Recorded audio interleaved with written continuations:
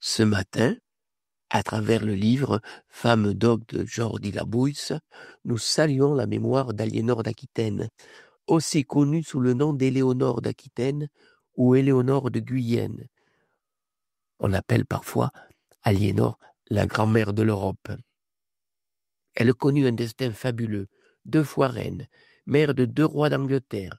Elle traversa le XIIe siècle en pleine renaissance des arts et du fin amour porté par les troubairis et les troubadours.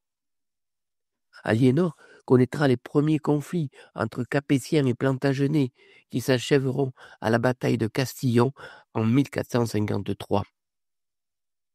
Enterrée à l'abbaye de Fontevraud, Aliénor d'Aquitaine laisse le souvenir d'une femme libre, très avisée en politique, énergique, cultivée et symbole d'une vraie joie de vivre. Son grand-père est Guillaume Nao, considéré comme le premier troubadour.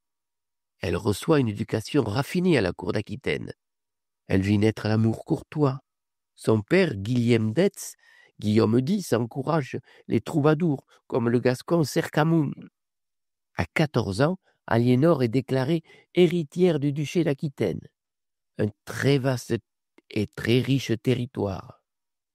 Son père meurt à 38 ans en allant à Compostelle, et à 15 ans, Aliénor devient donc duchesse d'Aquitaine. Aliénor est très jeune, très belle et très riche, et elle est convoitée pour l'étendue de ses domaines par tous les princes d'Europe. Mais c'est avec le fils du roi de France, Louis VI le Gros, qu'Aliénor se marie le 24 juillet 1137 dans la cathédrale Saint-André de Bordeaux. Quelques jours après leur mariage, on apprend la mort du roi, et à 15 ans, le jour de Noël 1137, Aliénor est couronnée reine de France.